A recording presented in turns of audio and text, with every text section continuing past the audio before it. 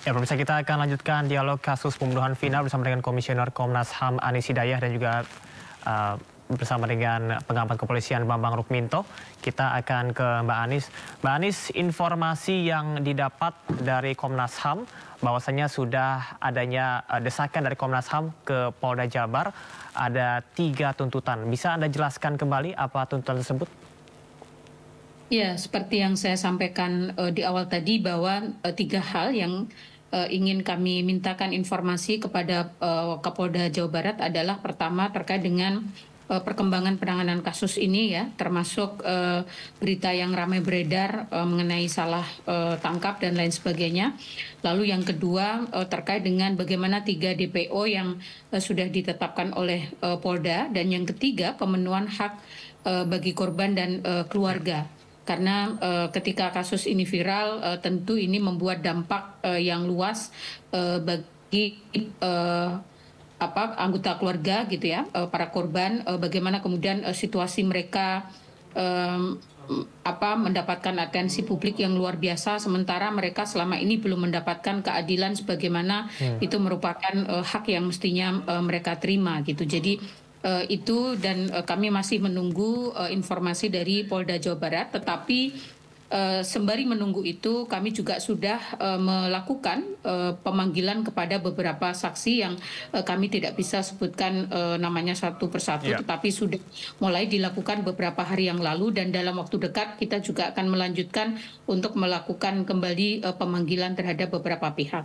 Ya, baik, Mbak Anis, pengacara ex Napi Saka ini menyatakan telah lama menyampaikan penyiksaan tersebut. Apakah dulu ini sudah sempat diproses?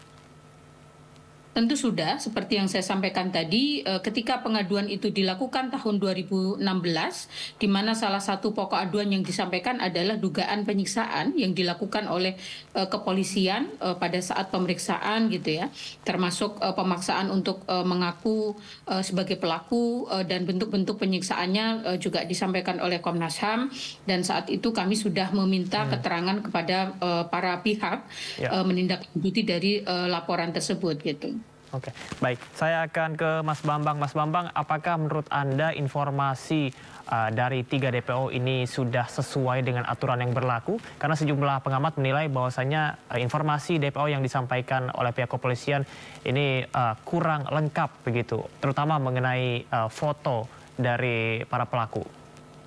Ya, kalau kepolisian sudah bisa menetapkan 3 orang ini menjadi tersangka, seharusnya bukti-bukti itu sudah lengkap gitu. Bukan hanya berdasarkan pengakuan dari tersangka yang lainnya gitu.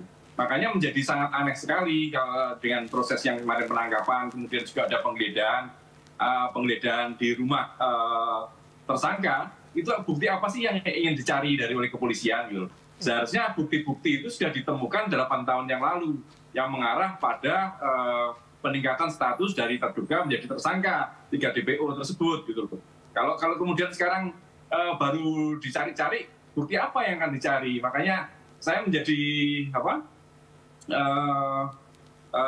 sangat janggal sekali ya apa yang dilakukan oleh kepolisian ini gitu.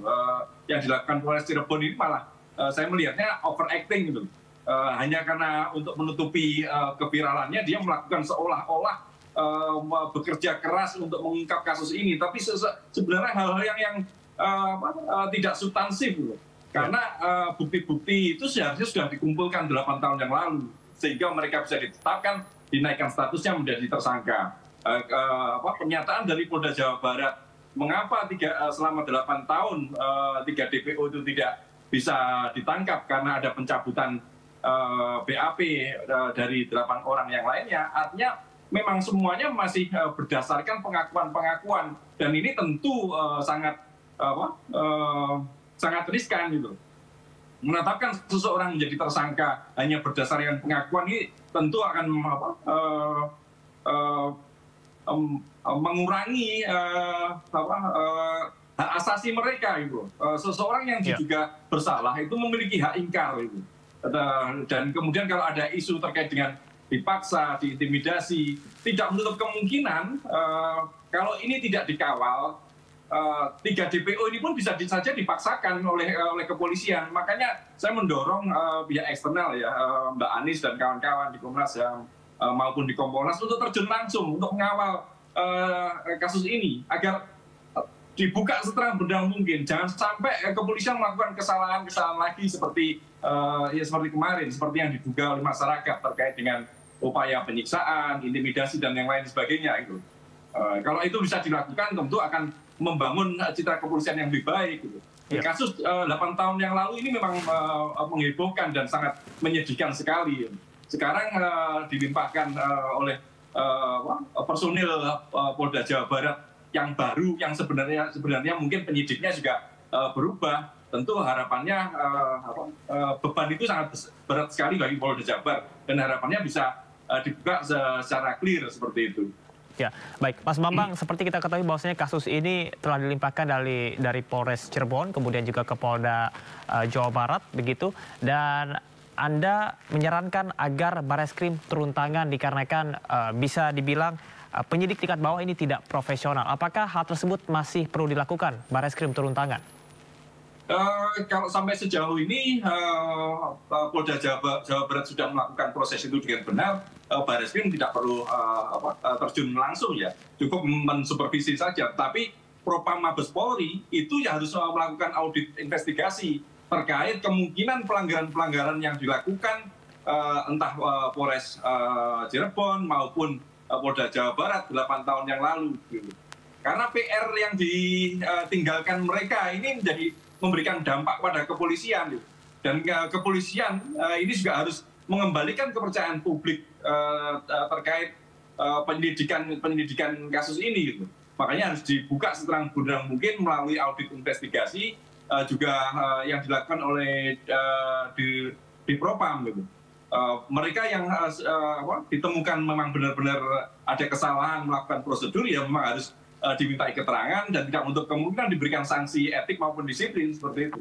Ya, baik, Mas Bambang, apakah masih memungkinkan untuk melakukan audit investigasi dengan kepemimpinan yang sudah berganti-ganti dalam penanganan kasus ini? Saya rasa masih memungkinkan ya. Setiap kali penyelidikan itu ada laporan-laporan yang teradministrasi dengan baik gitu loh. Apa saja yang sudah dilakukan dan personilnya pun juga tercatat siapa penyidiknya, siapa ketua tim penyidik dan lain sebagainya, itu semuanya tercatat. Gitu. Apakah itu mereka sudah melakukan dengan benar atau memaksakan kehendak dengan melakukan intimidasi dan sebagainya seperti yang diduga terjadi oleh masyarakat saat ini gitu. Itu di Propam bisa melakukan investigasi ke sana gitu. Dengan cara memintai keterangan tentunya mereka yang terkait dengan kasus ini di awal gitu. Baik, saya akan ke Mbak Anis. Mbak Anis, apa yang perlu dilakukan oleh pihak kepolisian untuk betul-betul bisa memastikan adanya perlindungan hukum terhadap para saksi, kemudian juga terhadap korban? Ya, saya kira seperti yang disampaikan Mas Bambang tadi, berkaca dari kesalahan 8 tahun yang lalu, di mana terjadi salah tangkap gitu ya, itu penting untuk menjadi satu referensi pembelajaran agar dalam penanganan kembali kasus ini itu benar-benar menerapkan prinsip-prinsip profesionalitas, kehati-hatian gitu ya, fair, akuntabel dan transparan. Dan apalagi kepolisian sebenarnya juga sudah memiliki Perpol nomor 8 tahun 2009 tentang penerapan hak asasi manusia dalam penegakan hukum gitu, sehingga kami mendorong agar kepolisian menggunakan Perpol itu sebagai acuan agar dalam proses pemeriksaan nantinya gitu ya dalam kasus ini bisa menggunakan prinsip-prinsip itu dan tidak kemudian melakukan kembali seperti apa yang sudah dialami oleh Saka Tatal gitu ya, seperti penyiksaan, kemudian juga perbuatan-perbuatan atau perilaku lain yang itu semestinya tidak boleh terjadi gitu. Itu yang pertama. Yang kedua, tentu saya kira dampak keviralan kasus ini itu kan luar biasa pada keluarga korban gitu. Nah, bagaimana ini kemudian bisa dikoordinasikan oleh kepolisian dengan pihak-pihak terkait yang memiliki kewenangan gitu ya, sehingga keluarga korban ini juga mendapatkan haknya atas pemulihan gitu ya, meskipun proses hak atas keadilannya masih berlangsung, tetapi setidaknya bagaimana keviralan kasus ini juga memberikan situasi yang tidak makin berat kepada para keluarga korban gitu. Jadi itu yang ketiga, tentu Komnas HAM nanti akan melakukan koordinasi secara strategis dengan Kompolnas gitu ya, seperti yang disampaikan Mas Bambang tadi, untuk melakukan pemantauan secara lebih intensif agar penuntasan kasus ini benar-benar sesuai dengan prinsip-prinsip penegakan hukum yang fair dan adil gitu. Baik, Mbak Anis, tentunya kita berharap sama-sama ya bahwasanya koordinasi dan juga pemantauan yang dilakukan secara intensif dan juga koordinasi berbagai pihak ini bisa dilakukan agar kasus ini bisa terbuka secara terang benderang dan juga membawa keadilan bagi Vina dan juga keluarga beserta dengan korban lainnya. Ya, terima kasih atas informasinya Mbak Anis Hidayah selaku Komisioner Komnas HAM dan juga Mas Bambang Rukminto selaku pengamat kepolisian. Selamat malam.